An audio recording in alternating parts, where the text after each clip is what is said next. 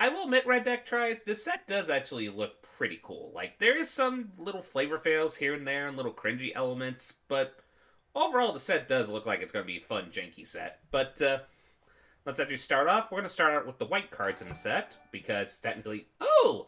Hey, Mental Beats, thank you for the follow. Much obliged.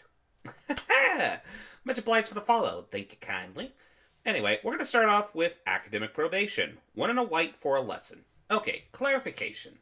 What's a lesson? A lesson is a instant or sorcery spell that you can actually quote unquote tutor out of your sideboard if you play a learn card. You're going to see a few of these cards. There's actually a lot of them in the set that actually have whenever you do the following thing, learn. Oh, thank you for the follow, Red Deck Tries. Much obliged.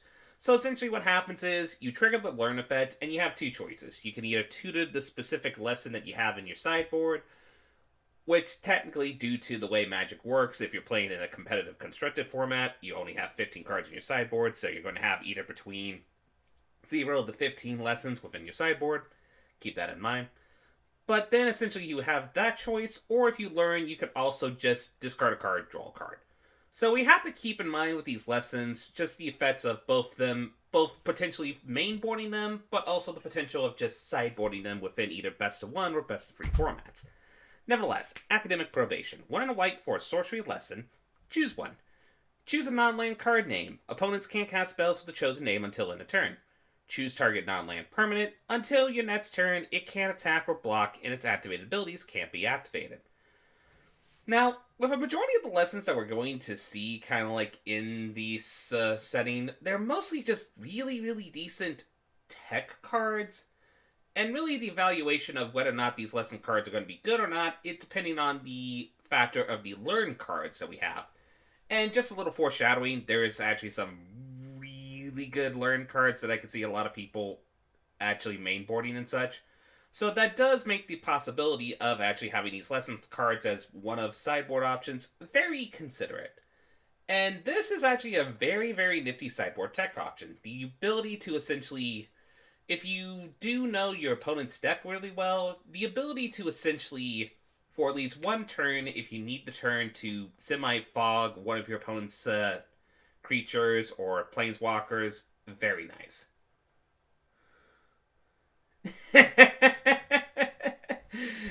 Yeah. Technically, it's still a sorcery, so I don't know if it would arrive for getting the extra Goy toughness, but that would get kind of funny if that was the case. Goif learning some stuff at school. Anyway, yeah, mostly for this one's just really decent with specific deck archetypes. Like, for example, let's say you play Learn and you're going against an aggro red deck. They play Anats. You could just say name Anats. Essentially, Anats can't attack next turn, and hopefully that saves your turn to try to draw into your board wipe or such. Or you know that they have like a combo card that you don't want them to cast. Like, let's say you know you're going against a Tibble Trickery deck. Being able to essentially cast the... Actually, that's a good question, Red Deck tries. I don't know if tribal spells different each with that, with Goyf. I figured that it's... Technically, lessons are a subclass of the instant sorcery spell types, and I don't think subclasses dictate the Goyf's toughness and power. I think. Like I said, I don't play much Eternal format, so take, with the exception of Commander, so take what I'm saying with a teeny bit of grain of salt. Anyway, nevertheless, this one's just pretty decent. It's a good sideboard card. I don't really see many people mainboarding it, but I could see some circumstances if you're going against like specific combo decks, or you really need the circumstances where you need to name a specific card and just save yourself a turn, especially with the amount of board whites we have in the format. Need a new Goyf, or actually includes subclass types. Yeah, I could see that either being an uncard or like a future shift time shift card if we ever go into a standard set with that basic mechanic gimmick again. As for the card itself, I'm just going to do grades since we're going to a school. I thought it would be funny to do kind of like the A plus to kind of like D, that type of grading range. This one is just a simple C+. It's one of those where it's just mostly a really good tech card. If you are playing a learn-based package, I could see you just putting one, maybe two of these in to help against specific archetypes. Because being able to name like a very problematic planeswalker or just a spell like an ultimatum that you can't answer right off the bat, very good. I would say C plus. It's good in the right setups, but there's some very rare circumstances where you're going to be mainboarding this, and I'm meaning rare. Next up, Ageless Guardian, 1 and a white for a creature spirit warrior. It's a 2-mana warden, 1/4. It's not like if you're playing this in Spirit Travel as a budget option, maybe, but honestly, these are the type of cards that within their design, they're mostly just good draft cards. They're just like pack filler, where you can, if you need to fill up your curve, more or less, you can just essentially play this curve filler. Maybe you're playing like a control deck of some sort and you need to be on the defensive. We are also having a lot of counter-based synergies within this set, especially if you go into the Silver Quill, aka Orzhov, kind of like Guild. That's something you do got to keep in mind with this card for draft and limited. Standard, probably not. Like, I could see some people who, if they're starting Arena and they just want to try to do the Spirit Travel deck, just throwing this in as a random Spirit. But besides that, this one is just it's kind of like a D-. It's a card that is just perfectly fine in draft, but probably not going to see much constructed application unless you really like Spirits and you just like the art and you just need a creature with a big butt. That's pretty much it. So, D-. Next up, Beaming Defiance. 1 and a right for a instant. Target creature you control gets +2/+2 and has hexproof until end of turn. Okay, this card is actually really good. Because first of all, we don't really see white get hexproof that much. Like, we see them see, like, protection specifically, like protection for specific colors and such. You don't see white hexproof spells that often. So, being able to get this one at 1 and a white just to get the boost as well as the hexproof makes it as a really decent combat trick. Like, let's say your opponent, you're attacking in, your opponent blocks, but they were just planning to Heartless at your creature or such. You can then still just Heartless at, essentially when the Heartless at's on the stack, you can just Beam Defiance, they fizzle the spell, and then you're still able to get into the damage or trade with a specific creature and such. And even there are going to be some times where you may use this just for the toughness and power boost, especially with cards like Embercleave in the format, so you got to keep that in mind. Story implications is still a little cringy kind of scenario with Killian, but I'm going to let people who have experience with that be more talkative of that, because I figured their story should be told with that. Nevertheless, card's really good. I give it like a B+. This card is just one of those cards that if you're playing a deck where you need to protect your stuff and you need the stat boost, you're going to play this card. Plus, with Killian in the set, being able to reduce the cost of our instant sorcery spells that target creatures by 2, this is going to be a lot of times if you play this within the same deck, only costing 1 mana. So you gotta keep that in mind.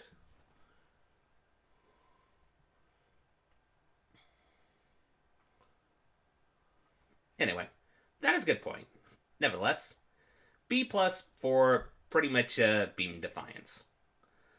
Okay, the one card that got everybody hyped, Clever Luminancer. 1 mana for a 0/1 human wizard with Mage Craft. Now, this is another new mechanic coming in the set. For those who don't know what Mage Craft is, this is a card that essentially says, Mage Craft, do this if you either cast a instant sorcery spell or copy an instant sorcery spell. So it's kind of like a semi-prowess that affects only instant sorcery spells and also copies of instant sorcery spells, so keep that in mind. So what is the Mage Craft here? Mage Craft is whenever you cast or copy an instant sorcery spell, this gets +2/+2 until end of turn. Now, a lot of people when looking at this card, they were comparing this to Monastery Swiftspear, which for some people, that is their favorite aggro card. Is this the new Monastery Swiftspear for technically, potentially aggro? Yes and no. The thing to keep in mind with Monastery Swiftspear, what made it so good originally within the cons meta and such in general, was that it had haste. Haste, and also was a 1/2, so it could attack instantly. So just having the ability to turn 1 Monastery Swiftspear, swing in, and then still just get the 1 little chip point of damage, and then being able to next turn just hold up burn spell and such, and burn, get your Monastery Swiftspear to get incremental burn damage, essentially by the Prowess trigger. Very nice. That being said, this is a card that does get a bigger attack and toughness boost with Mage Craft, so technically a 0-1 that then in the next turn can attack as a 2-3. For aggro decks, that's nothing to joke about. Granted, we are getting good removal in the format, and there is already really good removal in the format, so you kind of have to keep that in mind. But also, we are getting a lot of good ways to keep our creatures protected in white. We have our Selfless Savers of the world. We just talked about Beaming Defiance. So imagine, like, playing this turn 1, turn 2, you play this, and then you just essentially, when your opponent maybe tries to remove it at the beginning of combat, you Beaming Defiance, and then that gives both the effect of the Mage Craft as well as the spell effect, and you then attack in with a 4/5 on turn 2. That is pretty absurd. That being said, though, the problem is, with Swiftspear, in the comparison again, with Swiftspear, you're still able to attack constantly with the one peener. You can't peen with this. It's a 0-1 unless you have an instant sorcery spell within your hand, which I think is a really significant cost to the card, unless you're playing like auras or enchantments to do the minimal buffing of this so that it can have that Monastery Swiftspear kind of benefit. Which that could be something to consider, so something to keep in mind. I think a lot of people are going to try to play this card within aggro within the first week because it gives them the Monastery Swiftspear vibes. But I do think it's not that great. It's still good. I'm going to say that. It's still a pretty good card, so I'm going to give it like a C+.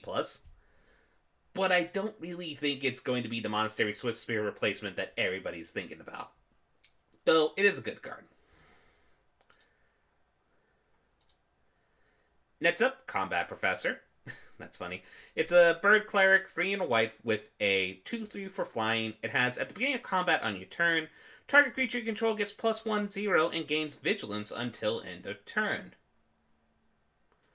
This one's interesting. This one is very interesting, mostly for limited. You could definitely try this in like Bird Tribal, or maybe even it's a cleric, so maybe party-based deck designs that do have like matter synergies within, kind of like having specific keywords on creatures, which we do have at least one card that does matter with keyword effects, so... But yeah, it's definitely a good effect for a common. I'm definitely going to agree with Red Deck Tries here. For a common, this is actually really decent. Just being able to draft this pretty early and then just get into the archetype where you can essentially give your creatures, if they're especially aggressive, just the ability to attack with vigilance so they can be blockers. And this is a on combat effect, so you can constantly give something vigilance. That's really nice. Is it going to see play in standard?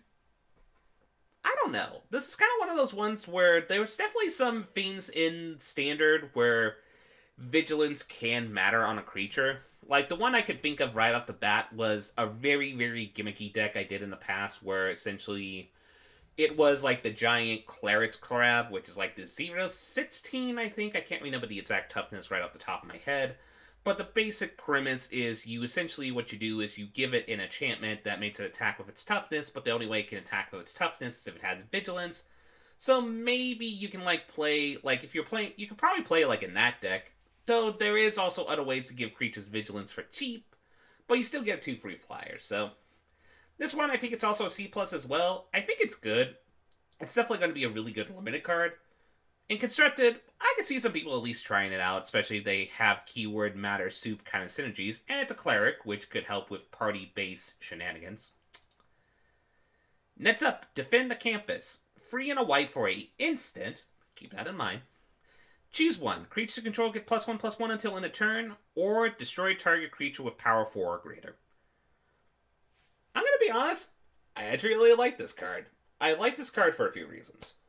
First reason is it's an instant. So you have actually, for limited, this is great. Because it's, now granted, these effects where you destroy a target creature with power 4 or greater, they're always ones you don't want to go like crazy for. Like you want to only just keep like 1 or 2. It depends on how the meta goes in limited. If it's more like a tall meta rather than a go wide meta, we really just have to see. I definitely been seeing a lot of encouragements of go wide, especially with that, but we do have still like the dragons in the Mythic, and we do have still some powerful 4/4s, so being able to use this and remove a very problematic late game permanent creature, that's really nice. Plus, if you are the go wide deck, you then could just use the first mode and like you're going wide, you got a lot of tokens, swing in, play Defend the Campus, you get your team all buffed, and essentially deal a significant point of damage. So the fact that it's modular for both can be used as a control-based option if you need to either as a finisher. I like this card. I actually surprisingly like this card a lot. To the point that I'll actually give it a B- because I think it's a really good limited card. Constructed, I can see some people trying it out because the modularity of it is very nice, but for Trumpet Horn-like effects for go wide decks, we do have a lot of better options in the meta, but still, the versatility of this card is nothing to sneeze at. Versatility of modular spells is nothing to sneeze at, ever. So, B-, this card's actually pretty decent. Next up, Detention Quartets. Okay, this one, we're going to talk a little bit about it. 1 mana. Keep that in mind. It is 1 mana to do this. Enchantment Aura. Enchant non-land permanent. Enchanted permanent can't attack or block, and its activated abilities can't be activated, but it also has an activated ability of 3 mana to destroy Detention Quartets. Only your opponents may activate this ability, and only as a sorcery. I actually really like this card. Maybe it's because I love my pacifism effects, and kind of like my effects that does this. This is actually a really decent aura because it's 1 mana. It's just 1 mana to do this effect. So, early game, this is actually really nice. Now, you could make the argument that later down the line, the card does not get as better, because then the opponents can activate the ability, but keep in mind, they can only activate this at sorcery speed. So, this could be used, in theory, either early game to essentially just, essentially silence something you don't want to essentially block, so you can get in with your early points of damage. Late game, if they play like a significant bomb, you can still play this and then essentially just semi-lock them for a turn to essentially have to spend the mana. It's kind of one of those things where this card gets really better the earlier you play it, and then gets worse the later you play it, because then the opponent will still have enough mana to just sink into the cost. Hey, Scrap Draw, how you holding up? Now, one Q Fiend for Standard, though, that I am going to admit that's actually kind of adorable with this card. There is actually a way you could permanently lock your opponent from being able to do this ability. We have stuff like in formats like Piffy Needles. Our current example in this format is actually, if I recall correctly, Sorcerer's Spyglass. So what you can do is you can essentially play Detention Quartets on a fiend that you want to, and then play Sorcerer's Spyglass, naming Detention Quartets. Thus, your opponent can't activate the ability, and thus you actually get one of the cheapest kind of like control spells, as long as your opponent doesn't remove it with enchantment removal, or remove the Sorcerer's Spyglass, which is actually really nice.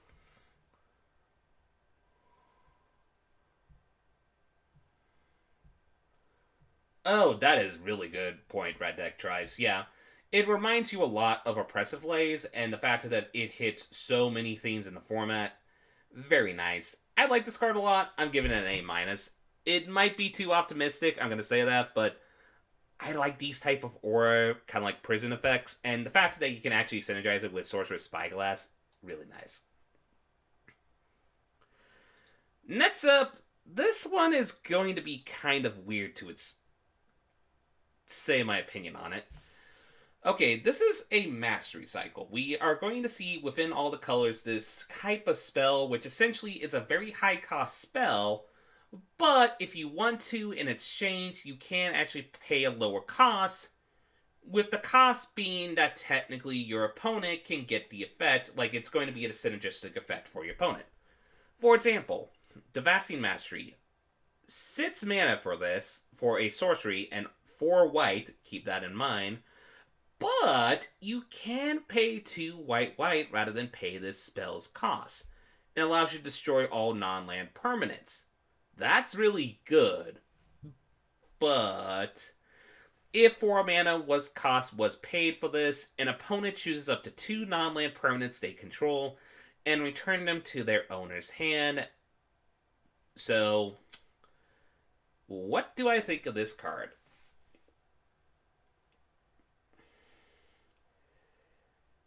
Honestly, I think it's going to be a card that first glance people are going to think is really, really bad because the fact that your opponent can return up to 2 target permanents is pretty costly, especially if those permanents are like, say, Planeswalkers or like Shark Typhoon or stuff like that. But for EDH, yeah, EDH, this is going to be an awesome card. I will agree with Red Deck Tries there. This is going to be a awesome EDH card. No sweat about it on that one. But for Standard, I still think it has, weirdly enough, a chance. Mostly because there are control decks in the format, and control decks do love their destroy all non-land permanents when it's necessary. And this is theoretically the cheapest version of that spell.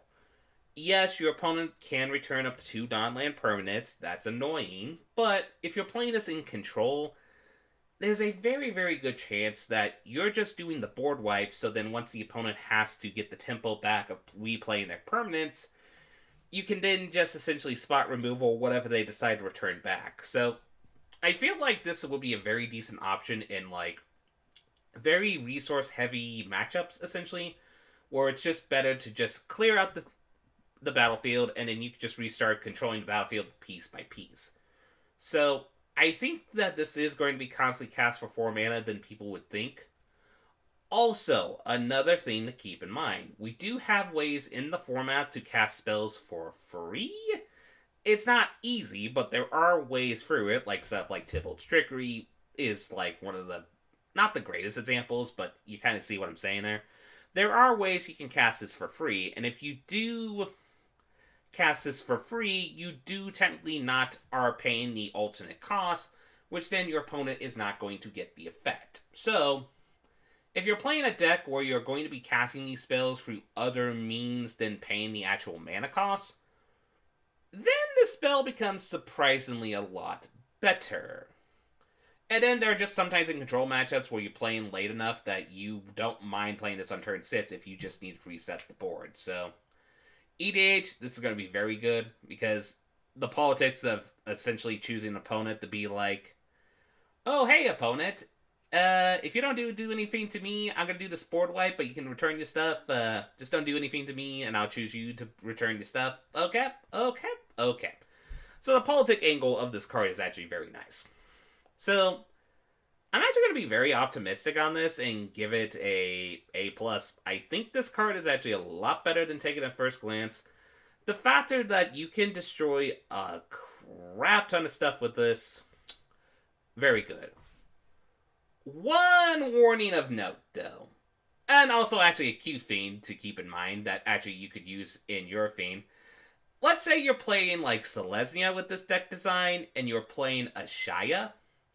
You could technically play Selesnya, play Ashaya, make all your creature permanents into lands, technically, thanks to Ashaya's ability, and technically this could be, in theory, a one-sided Wrath. So, that's a cute little synergy to keep in mind, but also your opponents could have that synergy in mind as well, so caution where caution's due. So, I think it's an A+. I think this card is really good, but do keep in mind there are ways to answer this card if it becomes very annoying in the meta. Next up, Dueling Coach. 3 and a white for a creature human monk. It has, when this enters the battlefield, put a +1/+1 counter on target creature. It then has an activated ability at 4 and a white, put a +1/+1 counter on each creature you control with a +1 counter on it. It's a 2/2. I think this is only a card you play in Limited, and it's a pretty decent Limited card. Like, 4 mana for a 2/2 is not amazing, but technically the fact that if you can put a counter, it doesn't say another target creature, so you can technically put it on the Dueling Coach. So technically this is a 4 mana Hill Giant. We play 4 mana Hill Giants and it has a mana sink ability, which is actually really, really nice. So that's actually really cool. Constructed, really, we have enough powerful creatures that mostly either have really powerful ETB effects, or really we don't have much incentive for mana sink activated abilities within Standard a majority of the time. There's sometimes where there's the exception to the rule, but I do think that this card is a little bit too high cost, at least for Standard, with the curve of Standard at the moment. That being said, the ability of being able to buff your entire team that has counters on it is pretty silly. So I can see some people who are maybe they're doing like the Silver Quill thematic gimmick deck and they'll just put this in because they had fun with this in limited and such, just because, oh, I can buff my entire team, this is awesome. And in EDH, of course, if you need the mana sink to be able to put the +1/+1 counters and you're not going into a blue or green deck design, this is a definitely way for a mana sink. So I'll be a little bit optimistic on this. I'm going to give it like a C-. Good for limited. I could even send you some applications, some EDH deck designs, but I would be very, very surprised if it sees standard play. Like, it's just too high cost for what it does, even though it has a really decent mana sink ability. Next up, Eager First Year. 1 and a white for a human wizard. It's a 2/2, so bear. And it has Mage Craft. Whenever you cast or copy a instant sorcery spell, get +1 until end of turn. So, this one's interesting because I think this is mostly just a good limited card. This is one of those limited cards that you usually get at common level where essentially it's there for opponents to essentially draft it within draft and such and just kind of try to understand the mechanic and such. Like, for example, with this one's like, oh, anytime I cast an instant, I get a boost. That's actually really awesome and such. So yeah, it's a bear with upside, and bears with upside had always been decent in draft. In constructed, probably not, since we have a lot of powerful 2-drops. It's competing with a lot of powerful 2-drops that are coming through Strixhaven, as well as ones that are already in the meta. But if you are playing a deck where you want to do some really cheesy shenanigans of giving your creature like ridiculously high power and you're doing like a storm-like thing, and you're going to like fling it, something to keep in mind. But we did talk about the quote-unquote Monastery Swift Spirit-like card beforehand, but this one does have the benefit of at least being a bear, so you can still just attack as a 2/2 if necessary, so I'll give it like a C-. It's just a decent draft card, but it's mostly curve filler. I would be very surprised to see this in constructed. Though the art on it is actually really cool. Okay, let's talk about this card. Elite Spellbinder, 2 and a white for a human cleric. And this is the championship card. For people who won the world championship, they kind of like get a card with their art on it that just represents themselves. In this case, this is Paulo's card, and it is Elite Spellbinder, 2 and a white for a human cleric. It has flying, it's a free one, and it has, when this enters the battlefield, look at target opponent's hand. You may exile a non-land card from it. For as long as that card remains exiled, its owner may play it. A spell cast this way, though, costs 2 more to cast. Oh dear, this card is really good. Okay. Here's the reason why this card is really good. The factor is this card is we kind of have these semi-effects in standard, kind of like your Tide Hollow Skulls and stuff like that, or even like the pirate that essentially exiles a card from the opponent's hand and such. But the very powerful element of this card is just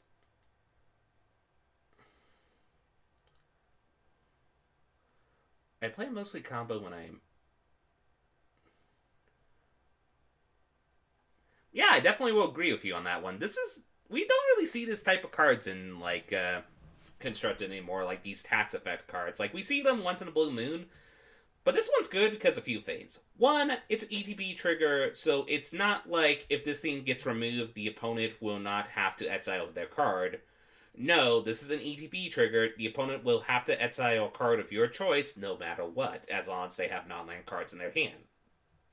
And being able to delay for 2 mana is very significant, especially in aggro decks, because as anybody knows who ever plays aggro or play against combo decks, essentially the thing that is problematic is either hand disruption or like any good board wipe. And this card actually helps out a lot with that one. With essentially board wipes, because what happens is, like, let's say your opponent has an Extinction event, you have already a wide enough board and you don't want to get Extinction event, you play Elite Spellbinder, you choose their Extinction event, they have to wait theoretically 2 turns before they can cast it, which in theoretically should give you enough chip damage to essentially deal it.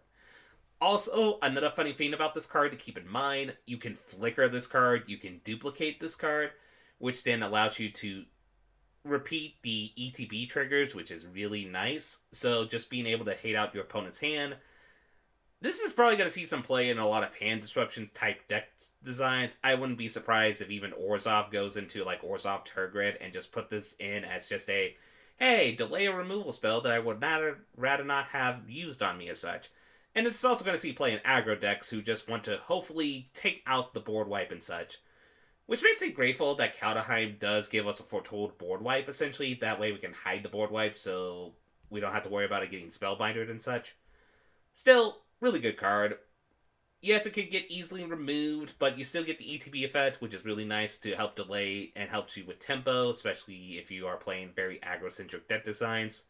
And it helps, like, being able to delay a ultimatum is very significant. So, this one's an A+. This one is just really good. It's good for EDH, it's good for Standard. I could even see some people playing it in multiple formats. It's just a really, really good card. Next up, Expel. 2 and a white for a instant at common. Exile target tap creature. It's fine. This is one of those fine popper cards where if you are, like, let's say your meta is very, dare we say, graveyard-centric and you'd rather play Exile removal rather than destroy target removal. This is an option if you're playing white to actually just be able to exile potentially annoying creatures that opponents will probably try to reanimate and such. For Standard, probably not. It's a decent budget option if you need to, but the fact that you have to wait for the target to be tapped, all these effects are really tricky, especially since we have ways in the meta to more or less give our creatures vigilance. So, yeah, this one is not bad. I think this is going to be a really decent limited card, like even could be potentially be a very good limited card. But in Standard, I don't see it. And in Commander, we just have a lot of better removal in the format, so this one I'm just still going to get, like, this one's kind of like a C- to a D+, because it's one of those cards where it's good removal for limited, but really I think it's only limited where it's going to shine, and with the exception of some budget decks in Standard, you just have better removal in the format, let's just be quite frankly honest. Like, really, the only reason I see this scene play is if people want to make a flavor deck of Lorehold and they want, like, Quintorius on a card for removal. That's pretty much it. Next up, Guiding Voice. 1 white for sorcery. Put a +1/+1 counter on target creature. And then you learn. Okay, keep in mind, you can only cast a spell if you have a creature to target. So, this is not a spell you can cast without a target, so keep that in mind. With the exception of some very cringy, kind of like Flavor Text, which, that's bleh. I do actually kind of like this card a lot, because it is one of the cheaper learn spells. Like, we see a few of them in the format where it's a very, very, very cheap way to learn. So you just buff a creature you have, you need to get a control lesson from your sideboard and such, you just play this for 1 mana, and then theoretically you should have enough mana to be able to do what you need to do, like whether or not you need to remove something, maybe play a lesson to control and such. It's definitely a generous patron tech. I will agree with you with that one on that one Red Deck tries. So it's one of those cards where the factor it's so cheap is kind of what makes it good. That being said, not every deck is going to play this. Like, if we do also have some better quote-unquote learners in the format, but if you have a counter-based deck design and you do use your sideboard a lot to have some lessons and such, this is one of the cheaper ways to do it, so I always have to be optimistic with that, so I'll give it a C. It's good. Some of the flavor text is cringy, but overall, it's a cheap learn spell, and cheap learn spells are really nice, especially if you want to, within the same turn, do a learn and cast a lesson. So, this is one of the better spells to do that. We do got a lot of better spells, keep that in mind, but this one is on average very decent. Next up, Leonon Lightscribe. This one's interesting. I'm going to have to elaborate on this one. It's a cat cleric, so if you're playing cat tribal, essentially, it's a 2/2 and has Mage Craft. Whenever you cast or copy an instant sorcery spell, creatures you control, note all creatures you control, will get +1/+1 until end of turn. This one's interesting. I don't know how to feel about this. On one hand, it is a cat, and cat travel has been tried to be a theme like a travel deck within standard and such. So being able to get another decent 2-drop cat that has an effect that if we're playing our protection spells that gives our team a boost, that's a very powerful ability. The problem is, this is one of those cards where I am very cautious of playing this on turn 2, especially in a format where we have Stomp and a lot of really good early game removal. That being said, I could see this as just a decent late game card where you already assembled your team, you're playing the Swing In for the kill, you play Lean On Lightskag, you play your Trumpet Blast, you get the +1/+1 boost, which then gives you additional power, which then you swing in.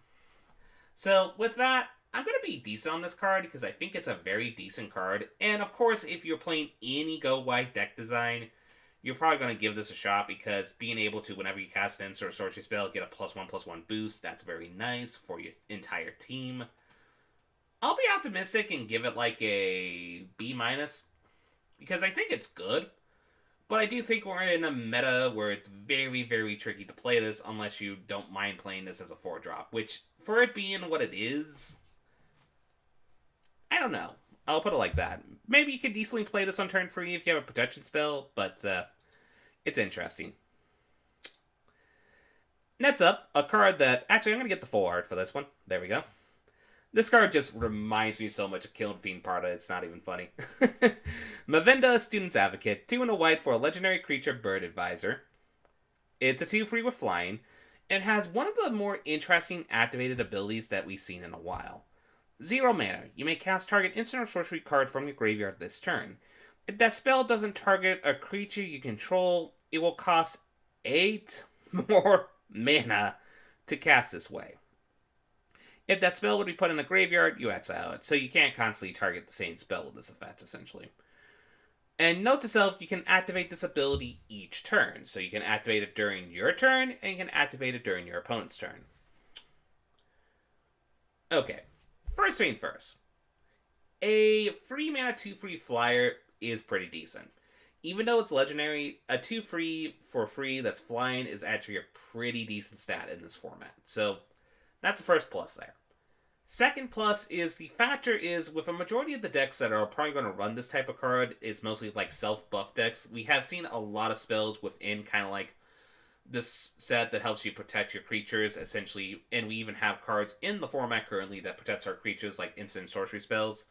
So being able to essentially kind of like put this in a potential like mid-range to tempo deck is actually a really cool thing to consider. Because the thing is, you can semi-protect one of your most powerful creatures, whether it's Mavinder, I don't know if it's a he or her, to be honest. So, Mavinda themselves, essentially. So, you can protect Mavinda themselves with like a combat trick. And then if you still have the mana to sink into the ability, essentially, you can then just repeat using the protection spell on your opponent's turn when they try to remove it on their turn and such.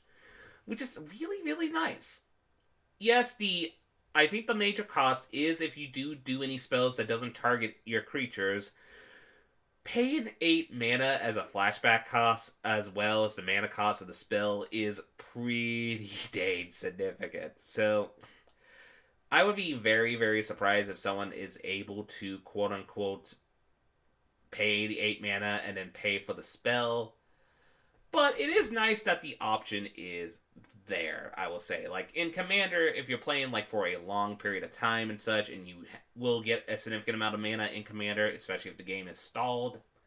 So, being able to then just maybe cast one of your control spells, sure, it doesn't target creature control, but it's absolutely necessary if you want to survive or win the game. You don't mind spending the 8 mana to be able to recast the spell. So, in EDH, I think this is going to be a very fun card to play with. It's definitely going to be like an auto-include in Fetter decks, both in Historic and EDH, because, yeah, being able to, like, recast your combat tricks that you weren't able to have when Fetter's on the battlefield, thanks to Mavinda, that's really, really nice. So, keep that in mind. So, overall, I think Mavinda is going to be a really good EDH card, and it has a very, very, very interesting potential in Standard, It depends on if we do get like a tempo deck that doesn't mind casting cheap, kind of like tempo spells within their creatures, which we do see within like is it tempo. We haven't really seen like a Jeskai tempo list, but maybe one will be brought up thanks to Mavinda being a card. So keep your eye on it. I'm gonna give it a B plus. I actually really like this card, what this card does. Oh, and also one thing to keep in mind, we do have also a lot of high cost spells that have powerful tempo advantage to essentially that still target our own creatures. Like ones I could think of right off the bat is Sublime Epiphany, since it could quote unquote target a creature you control to create a copy. But still, you can then choose all the other effects still as well. As long as you copy, as long as you still target your spell, you should still not be able to have to pay the 8 mana, so keep that in mind. Next up, it's probably my third favorite card of the set. Maybe my second favorite. I'm still kind of debating. It is a MDFC card, which is Myla Crafty Companion, as well as Luca Wayward Bonder. So, what are the cards? Myla Crafty Companion, 1 and 2 white for a legendary creature Fox. It has whenever an opponent attacks one or more planeswalkers you control, put a loyalty counter on each planeswalker you control. Okay, that's really nice. It also has the ability that whenever a permanent you control becomes the target of a spell or ability and your opponent controls, you may draw a card. Okay, that's really nice. And then it has the other side, which is Luca Wayward Bonder. For 6 mana, you have a legendary planeswalker Luca. It has the ability to +1. You may discard a card. If you do, draw a card. If a creature card was discarded this way, you draw 2 cards instead. Also, it has a -2, which return target creature card from your graveyard to the battlefield. It gains haste, it's out at the beginning of the next upkeep. And then there's also a -7, which is you get an emblem with whenever a creature enters the battlefield under your control, it deals damage equal to its power to any target. So anybody who's been playing with Terror of the Peaks, you are very, very familiar with this Pandemonium-like effect. So let's first start with the front side first, and then we can get to the back side. And then we can get to the overall general opinion of the card itself. Okay, Myla Crafty Companion. It's a pretty neat card. I will say it's neat. I do love kind of like the flavor. I do love the art. I do like cute foxes. The card itself is not bad, but it has to be in a very, very specific deck. Now, keep in mind, I think a majority of people, if they're playing this card, they're going to be playing it because it has the second effect, which is whenever a permanent you control becomes the target of a spell or an ability an opponent controls, you may draw a card. Being able to have this as a semi-way to essentially be a free mana, draw a card, or if your opponent like spots removal or a specific creature that is part of your combo or such, or part of your deck design, and having Myla on the battlefield to essentially draw a card anytime that happens, that's really nice. And yes, of course, if you're playing Super Friends, the ability of this being a semi-protection spell to protect your planeswalkers, and they get the +1/+1 counter, very nice, especially if you play this with an effect like, for example, Redun's like Backside MDFC, which is the shield that prevents 1 damage of any source to your permanents and such. So that's actually a nice kind of like combo synergy here, which is actually really cute. And just being able to put a +1/+1 counter when on all your planeswalkers. So if you're playing like a Planeswalker Super Friends list, whenever your opponent attacks in, that's ridiculously absurd. So Myla is a really good card. It's mostly for specific deck types, I will say, but it is still a really good card. Then we also have to keep in mind that we have the backside. So if you already have a Myla out and you just need a Planeswalker, boom, Planeswalker. And then Luca is actually a pretty decent card. 6 mana is a lot, but on the other hand, we are in a meta where we're getting to 6 to 7 mana relatively easy, presuming you're not going against like the very, very aggressive decks in the format. So this is a pretty good card. Just being able to essentially... The only con is it can't really protect itself. That's the catch. But the thing is, hopefully if you're playing this on turn 6, that's the thing with turn 6 Planeswalkers in general. The value of turn 6 Planeswalkers is very dependent on if they can protect themselves and such. Like, for example, Garruk is really good, and as well as Ashiok on turn 5. because they can make tokens to protect themselves. Kaya is very decent because the factor is, as long as you have a board presence, you can just essentially semi-protect your board by just plus one on the creature that's going to be removed and still get a spirit token, which then helps still protect it. But also, worst case scenario, it could just be a 5-mana remove something. Luca, on the other hand, you're playing this in a very, very specific deck. And I think the very specific deck you're playing this in is if you're taking advantage of either the ultimate or the -2. Because the -2 is, dare I say it, really, really powerful. 6 mana to essentially sneak attack a card from your graveyard. Any creature, it is not restricted by the mana cost. To being able to essentially just sneak attack any creature from your graveyard is absurd. That is a very, very powerful effect on this card. So, yeah. And the factor is, one thing you got to keep in mind is you can actually cheap this, essentially. Like, let's say you do this effect, you then try to attack in, and then at the beginning of the end step, like, let's say you're playing this in Commander, for example. Let's say you're playing this, you can't play this in Obeka, but let's say you're playing, like, a time dial. I always forget the name of the artifact, but essentially any card that helps you end the turn, like, any time you would want to end the turn, that's actually very nice.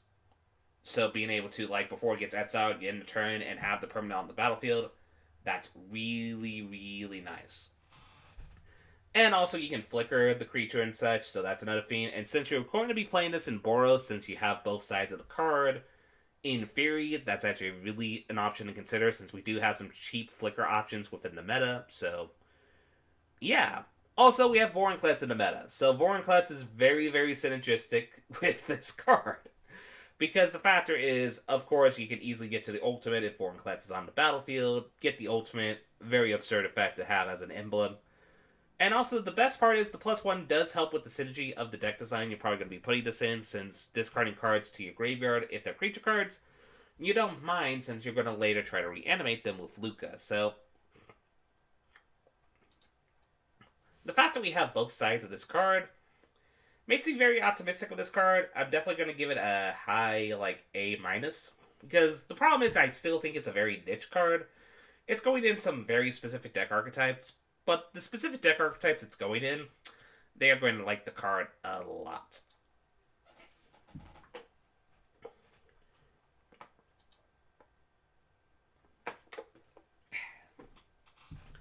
Next up, Pilgrim of the Ages. 2 and a white for a spirit. It's a 2/1. It has, whenever this card enters the battlefield, you may search your library for a basic plains card, reveal it, and put it into your hand, and shuffle. Okay, so it's kind of like it being able to land filter. That's nice. And also it has the ability to essentially 6 mana to return Pilgrim of Ages from your graveyard to your hand. Overall, I would say pretty decent limited card. With Lorehold, the basic mechanic is graveyard interaction, and they have a lot of spells that do have graveyard interaction. Yeah, Red Dead tries, you pretty much hit the nail on that one. It's just a baby Eternal Dragon. It's consistent, but it's not like exciting. It's not the most flashiest card of the set. Also, it's one of the weird ones where it doesn't have flying, which is But the fact that you can later down the line get this from your graveyard, replay it as a creature, and then filter your deck more by getting the plains out, that's very nice. I think it's mostly going to see it playing limited. It is a spirit, so maybe, but I highly doubt it in other formats. This is mostly going to see limited play, maybe some fringe standard play, and the fact that we'll probably see some fringe standard play, probably a D+. I'm sure probably be giving this a D-, but it's a fine card. Like, it's not great, but it is fine.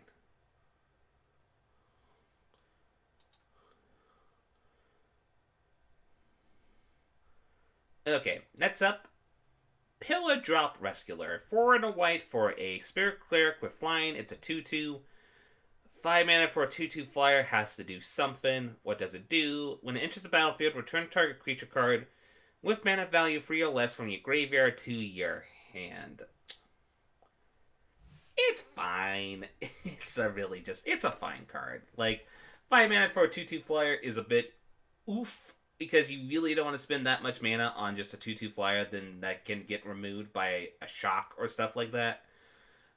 But the ability to be able to return any creature, especially if there's any creatures you have with powerful ETB triggers, which we have been seeing in the set, being able to return that in limited and repeat the ETB trigger, very nice. I could definitely even see some fringe, like budget EDH applications of this card, because being able to return a powerful ETB creature to recast it is nice. But on the other hand, we do have better reanimator options in the format, so...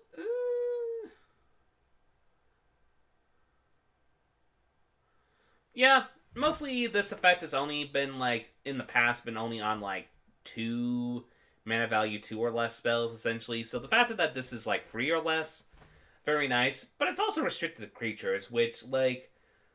I mean, it's really bad to compare this to Sun Titan, but on the other hand, EDH loves their Sun Titans, so... yeah, power creep. yeah, kind of power creep. But I'm going to be optimistic and just give it like a C-. It's a decent card, but it's nothing to, like, write home about. Next up, a very interesting card. Professor of Symbology, a 2-mana 2/1 core cleric that has one simple ability. When it enters the battlefield, learn. This card's really good. Just a 2-mana 2/1 that can either just rummage, or it can specifically get like a card that you want from your sideboard to get back to your hand if you need to answer specific deck archetypes, or maybe better your board presence and such. This is another one of those cheap learn spells, which is nice. It's a 2/1, and you don't mind playing Picos all the time, especially if you're going to get a card out of it. A 2-mana 2/1 that draws a card is nothing to ever underrate, or even just rummage if you need rummage. Maybe you have benefit of rummaging if you have graveyard synergies, so... like, it's a pretty simple card. It's good. It's not like the most exciting card in the world, but it's good enough to get like a B. Like, it's a 2/1 that allows you to draw a card from your sideboard or just rummage. Nothing to underrate. Cheap learn spells is something that I'm going to be very optimistic about. You're going to notice. Mostly because I'm very optimistic about it, because early game you could just play the spell and then just have the spell for later. But then later down the line, if you need to, you can then just a mana sink of just play the spell for cheap and then play your lesson automatically. I'm going to keep eye on cheap learn spells. There's a few exceptions to the rule. We'll get to those exceptions, but yeah, I like this card. It's a B. It's a really good card. Speaking of a lesson, reduce the memory. 1 white for a lesson at uncommon. Exile target non-land permanent. Its controller creates a free 2 red and white spirit creature token. Pretty decent. I'm just going to say it's a pretty decent. Like, we have a lot more better lesson removal that we're going to be seeing later down the line. But this one is perfectly fine for limited. Like, if you're going to use this to, like, take out an Elder Dragon or take out, like, a 5/5 flyer or something, you do not mind the fact that you're giving them a free 2. Like, anybody who plays EDH knows that if you're taking out one of the most problematic permanents on the battlefield, you don't mind giving them a free or a free 2 in this case, because you probably have a board presence that you can deal with the free 2. Especially since we're in a format with stuff like Blood Chiefs First and even like Stomp and such. A free 2 spirit creature token is something you can deal with easily once you remove the most problematic permanent.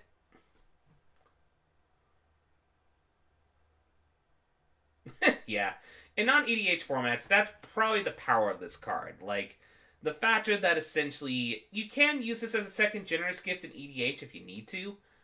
Especially if you're playing like Mono White. Mono White will always take their unconditional removals like this. But the factor that in Standard, as well as Historic, the factor is, like, I can play, for example, since we're talking about it, like, I could just play this on turn 2 to coincidentally then essentially get this on turn 3. That is very, very powerful. Especially if you're playing against specific archetypes where you want to remove very, very problematic permanents. I like this card a lot. This is a B+. This card is really, really, really good. And the fact that you can take this out of your sideboard is amazing. Okay. Secret Rendezvous. 1 and 2 white. for a sorcery spell. You and target opponent each draw 3 cards. Okay. A lot of people were kind of joking about this card, and essentially the factor that it's like, oh, you're giving your opponent 3 cards. That makes the card kind of bad, doesn't it? No. Here's the thing. In EDH, this card is amazing. The factor that you can draw 3 cards for free mana, and with the realms of politic natures that you have with EDH, just being able to draw 3 cards and then just essentially maybe make a deal with your opponent that be like, hey, if you don't do this, I'll allow you to be able to draw 3 cards from it. The politic nature of this is great for EDH. It's a great way to give white in EDH more card draw while still offer them political nature. Bleh. Say that 5 times fast. Allows them to be able to do group politics within EDH. This card in EDH is really, really good.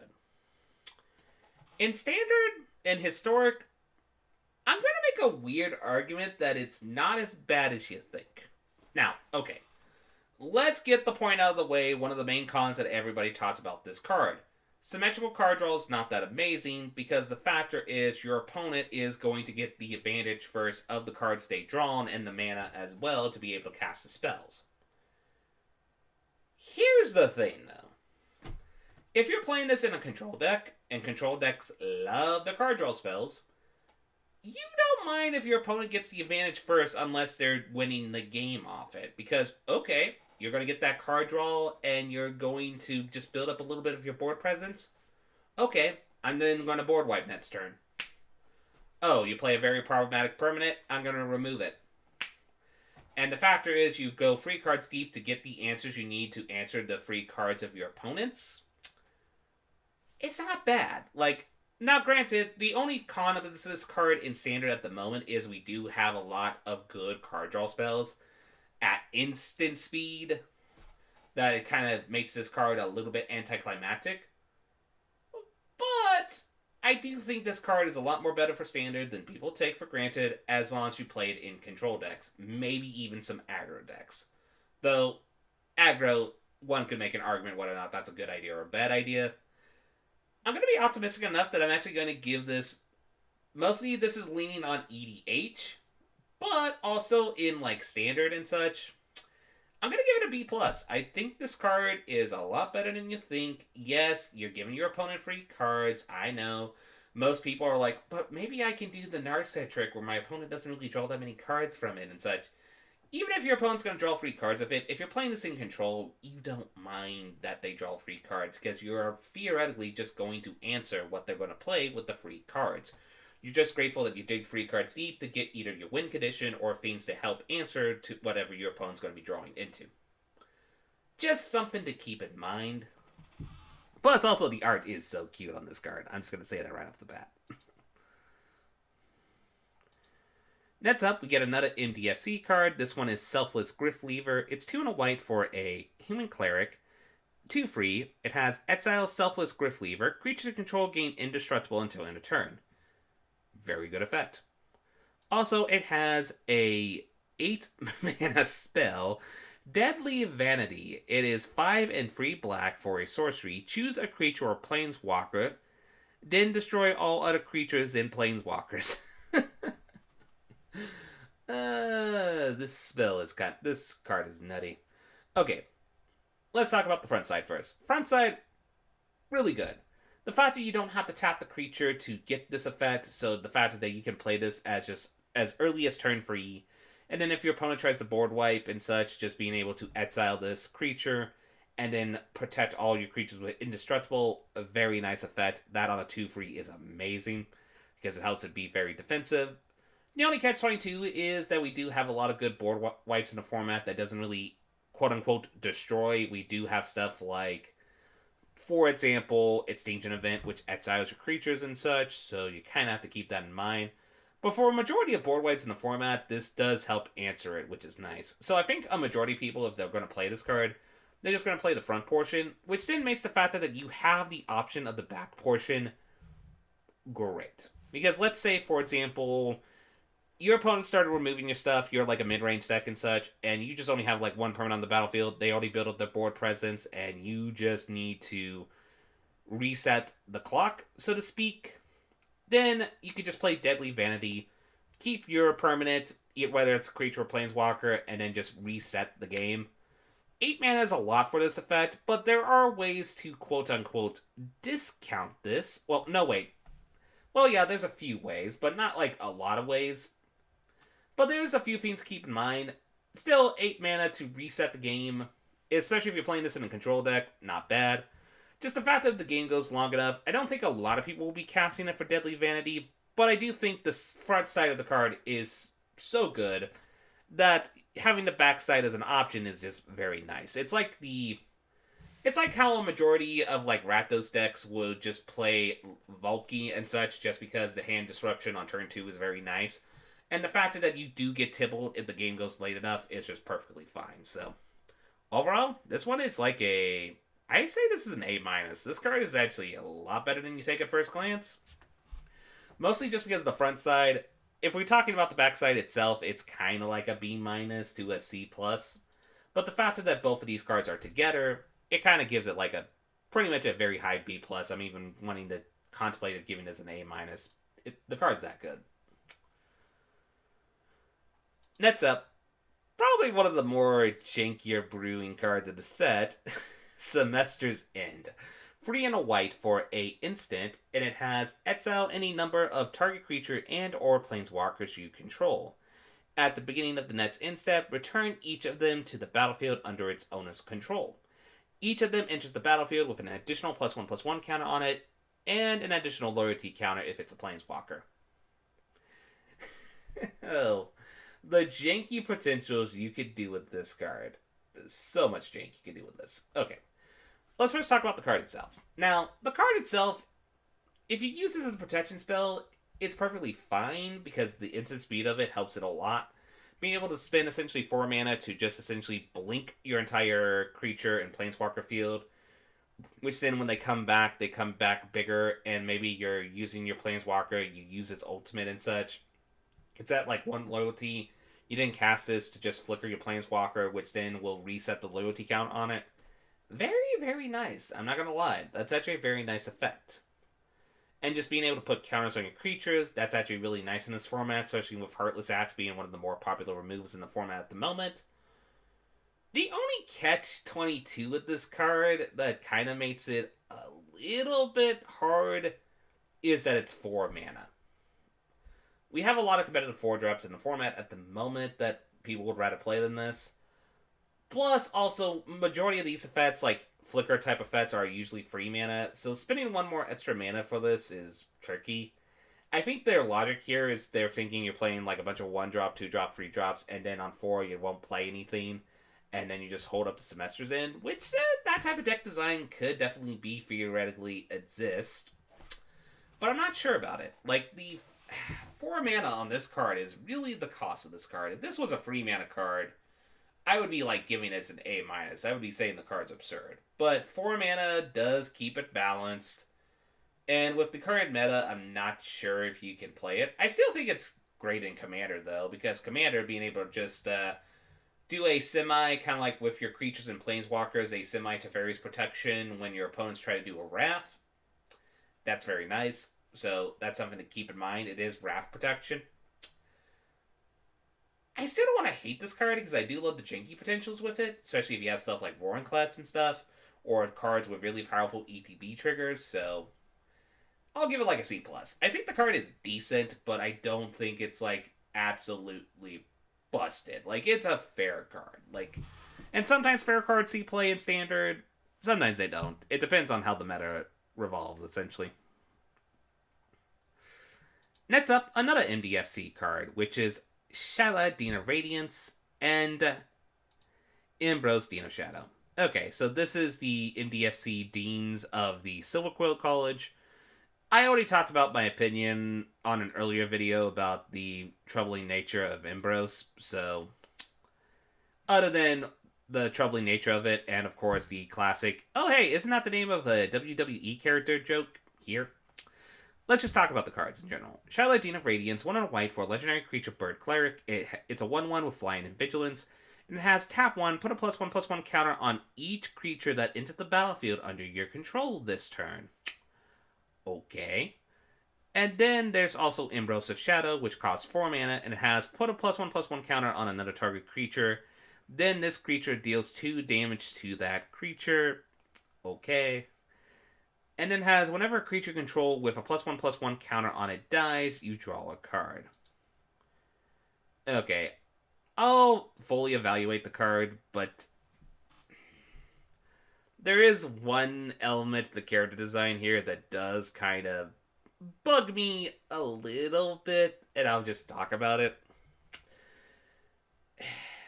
Look, this is coming from someone who was in paraeducation within education, and it's not really fun when you see the abusive teacher archetype portrayed on a card. Like, yes, on flavor, this is portraying the abusive teacher archetype, which in Silver Quill, okay.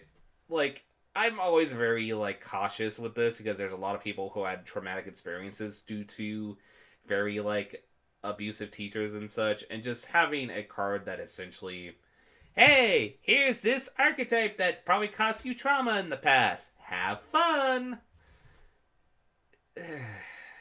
Yeah, as a person who worked in education, this kind of bugs me. But that's from a character story perspective. Let's just talk about the card design in general. Let's first talk about the front side. The front side's actually pretty good. A 2-mana 1/1 flyer, not amazing, but the factor that it has vigilance is really nice. The fact that you can constantly peen in for damage is very nice.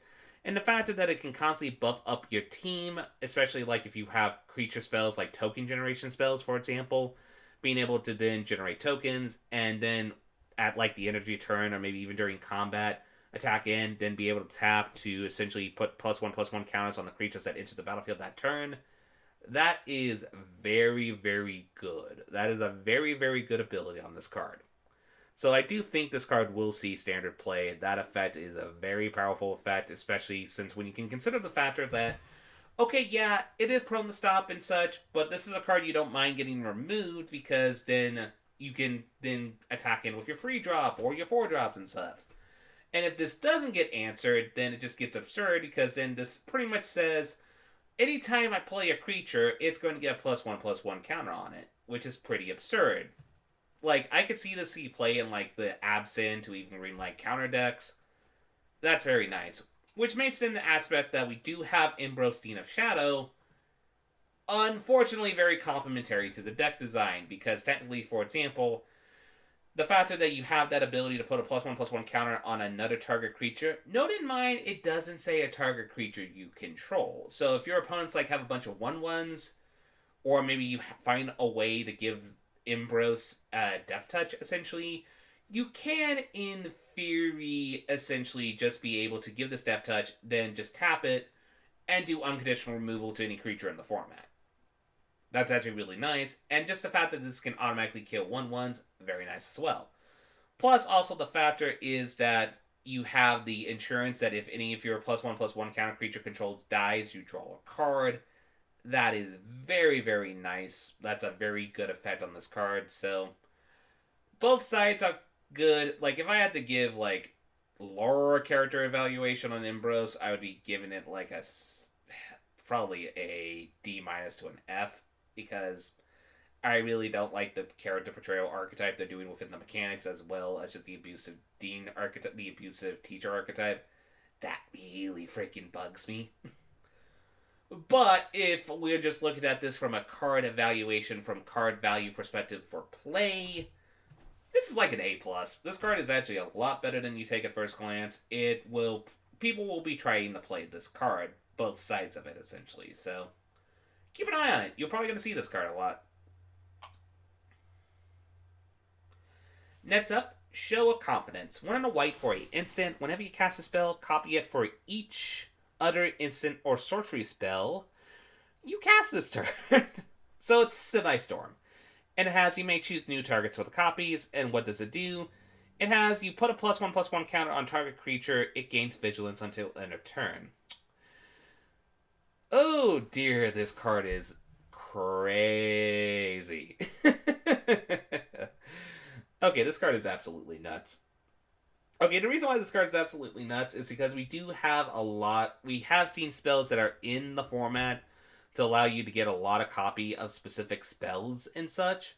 So you could theoretically get a lot of copies and such, and just being able to like cast like a cheap op or cast like a cheap shock or maybe even a stomp and then play this and then just get the second copy without a sweat, which then semi buffs your team. Like the fact that if this is a storm count 2, that's perfectly fine because that just essentially says, hey, I'm gonna put 2 counters on 2 creatures I control, give them vigilance so they can both attack and as aggressive as well as be defensive because they have vigilance. Very nice. So plus also it's just you could do some really stupid things like let's say you have a go wide board, but you have a flyer and you want to like win the game because your opponent has like a defensive board stance. There's a card we're going to be talking about later in black that actually allows you to theoretically cast that spell, sacrifice a bunch of creatures, which then, due to the sacrifice trigger, will give you multiple copies of the spell, which then, for any time you cast those copies, you can just target the one flying creature, buff it up ridiculously big amount, and then swing in for lethal.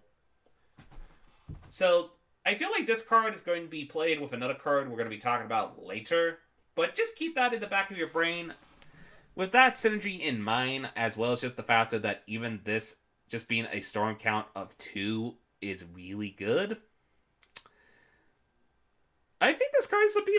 This card is a really good card. There's going to be some really stupid shenanigans you could do with this card in the right deck designs.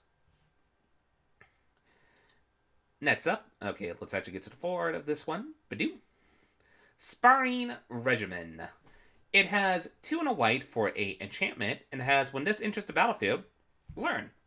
And it has whenever you attack, put a +1/+1 counter on target attacking creature, and then untap it. So, basically a free mana enchantment that basically says give your creatures vigilance, and then you learn. That's not bad. That's actually not bad at all. Just now, I don't know how the wording of this card is. The wording of this is a little weird, so I don't know if it's like you only can give like one of your attacking creatures the untap counter ability, or if it triggers on each instance of a creature attacking. Like if it triggers on each instance of a creature attacking, that is very good.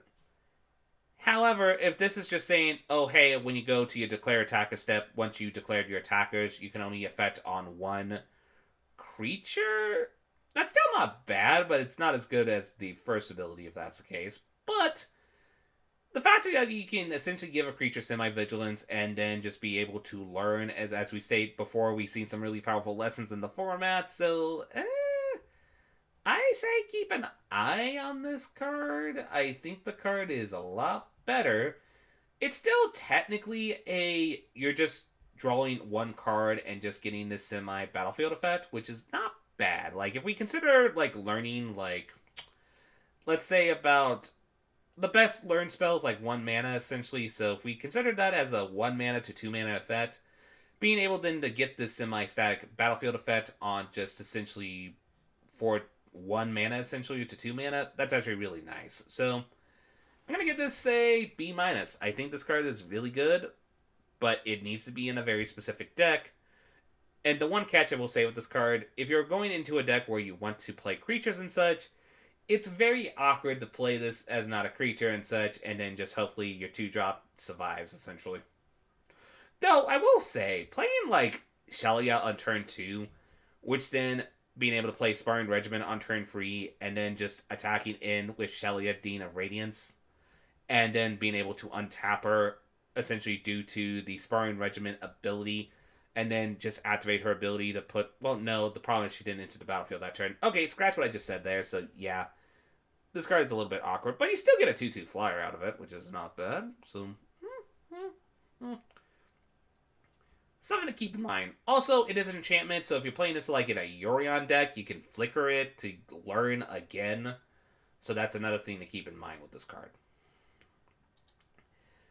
Next up, Star Pupil.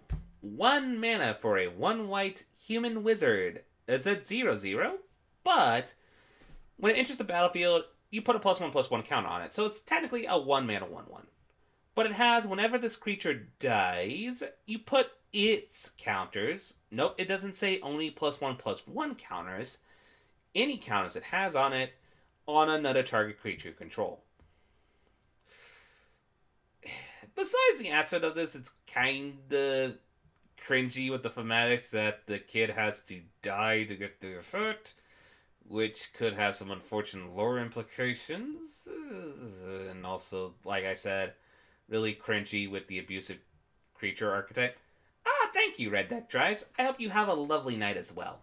Okie dokie? You do good, okay?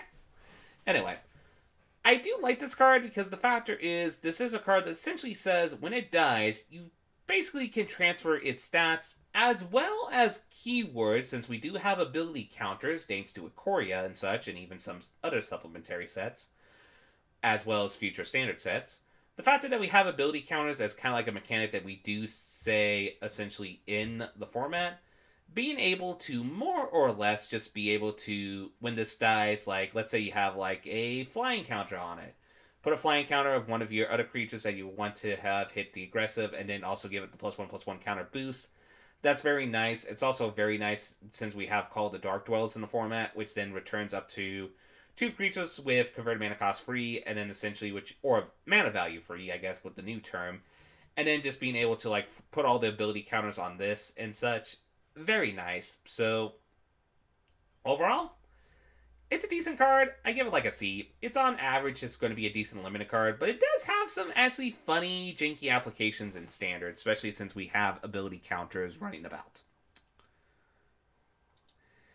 Next up, Doggo! Okay, Stonebind is familiar. It is 1 white for a creature spirit dog. Whenever 1 or more cards are put into exile during your turn, put a +1/+1 counter on Stonebind Familiar. This ability triggers only once each turn. Okay, this card is actually pretty decent. Yes, a 1 mana 1/1's not that amazing, but the thing is, we are in a format where there's a lot of ways we're exiling our stuff. There's Foretell, there is Adventure, there's even just exile spells in general that we can do to cast as removal in general. So, and the factor is, it's whenever 1 or more cards are put in exile. So if you like, if this is worded the way I think it's worded, if you like exile one of your opponent's permanents, you technically do still get the counter on it, which is very nice. So, yeah, this card is pretty decent. Like, I could definitely see this in like the Selesnya Adventure Go Wide decks we've been seeing in the format recently. Just because anytime you cast an Adventure, you essentially will give this a +1/+1 counter boost.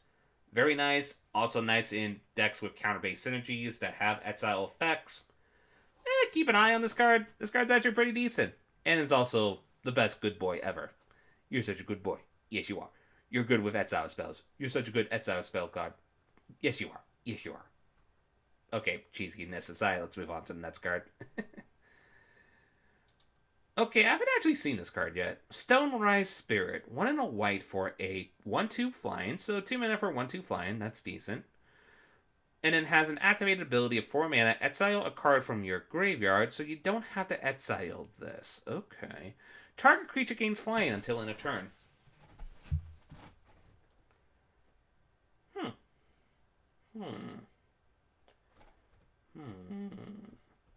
Card's actually pretty decent. Card is actually pretty decent for Pauper. Just a 2 mana 1/2 flyer, perfectly fine. The mana sink ability on this is something never to underrate in limited. Especially when your opponent like has like a big bomb and they need to attack in with their big bomb. They won't not mind just exiling any card from their graveyard to just essentially give their creature flying and then just attack in. Boop. Also, it has a fringe application in standard because I do feel like the ability of just being able to essentially, like, let's say you're going against rogues, you play this on turn 2, you're able to get like a free drop for some random reason because they didn't counter it, and then they're constantly milling your graveyard, so being able to have the mana sink to give, like, maybe, say, a Lovestruck Beast, or, like, any of your mid-range creatures flying to block one of the rogues, that's actually kind of cute. Eesh. I still think there's better tech cards. I think this is more just a limited card with some fringe, Pauper applications. The mana sink ability on this, though, is really nice for limited. I'm not gonna lie. So, it kind of gets a D. Maybe even a C minus, because it's decent. But it's not, like, great. It's decent.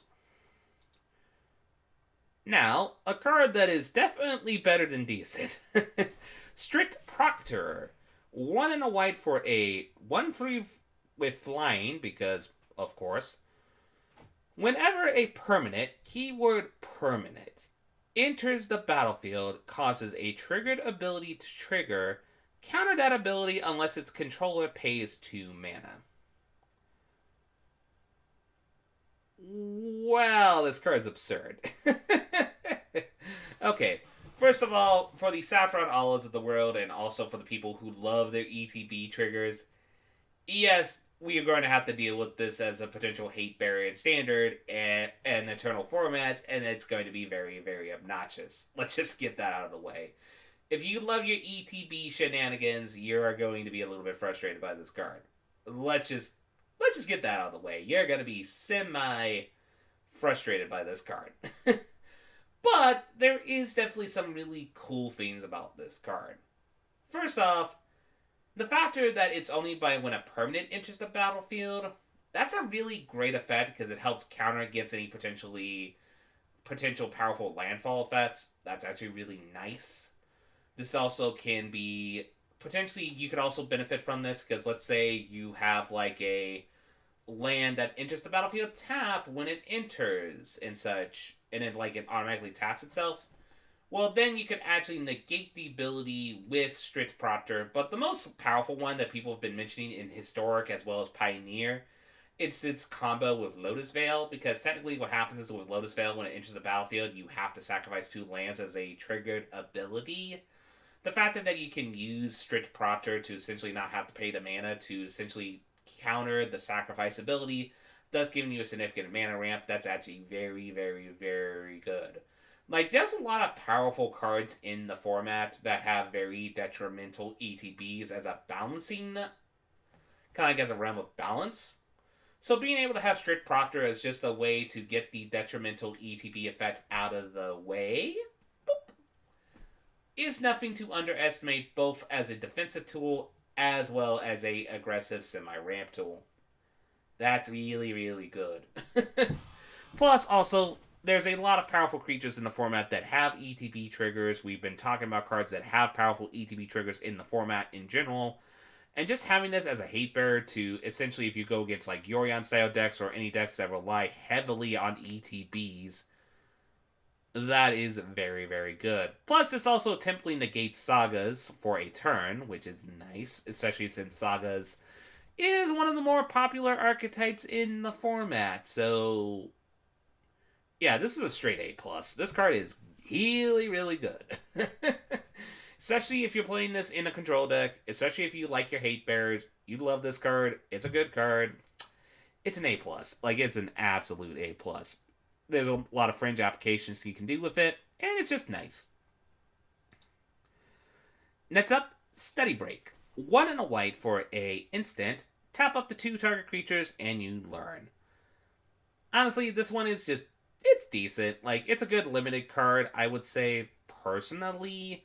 I mean, the tempo play you do get from this, from being able to essentially semi-draw a card or rummage, and then just tap down creatures at the beginning of opponent's combat step, that's a really nice ability. So, it's really something to keep an eye out of, but I'm not sure about. The fact is, we are seeing a lot of good learn spells, and this one is like on the fringe of being really good.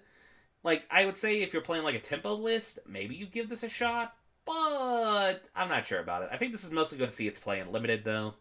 In limited, it's pretty decent, so it's like a C plus-ish card, maybe even a C minus. It's decent. It's on average a decent. Next up, we get to talk about, as mentioned before, there's a card that does synergize with counters, or like not counters, with abilities, so let's talk about it. Thunderous Orator, 1 and a white for a 2/2 core wizard that has vigilance. And then whenever this creature attacks, it gains flying until in a turn if you control a creature with flying. The same is true for First Strike, Double Strike, Death Touch, Indestructible, Lifelink, Menace, and Trample. Oy, this card is absurd.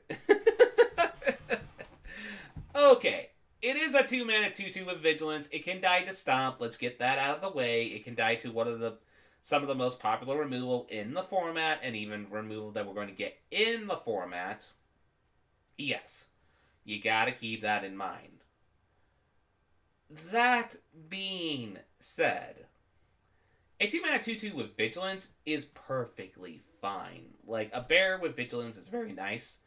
But the factor is, if you're playing a deck that has a lot of heavy eccentricities on abilities, especially since we have ability counter cards in the format, like let's say you play this on turn 2, and then you play a turn 3 flyer. Well, then now this can attack as a 2/2 flyer. Or maybe you play a turn 3 menace creature, and we have a lot of powerful free cost creatures that have abilities on them. Like we just talked about a free drop, the one that essentially taxes your opponent's spell out of their hand and such. It has flying, so you can play this on turn 2, play the fly on turn 3, and then the opponent can attack in evasively and such. The fact that this can gain evasive abilities from other creatures is nothing to underestimate. It's Plus, let's say you have like 2 of these on the battlefield, and then you just play a spell that has an ability counter, like put a flying counter on something and such. Then they both gain the flying and such, or maybe they gain like the different ability from the different creatures and such. Like, this card is good. Like, I'm not going to like oversell it because it is still a 2-mana 2/2, but the fact that it could gain all of those ability keywords, that's really nice. That is a very, very nice ability on this card. So with that, I'll give it about a. I'm gonna give it like a B. This card is a really good card. Like, it's not like going to break the meta, but it is definitely one to at least keep an eye on. I think this might even generate its own deck archetype. Just the fact that it could gain so many evasive as well as pretty much semi-protection abilities. Don't underrate it. I'm just gonna say that. Don't underrate it.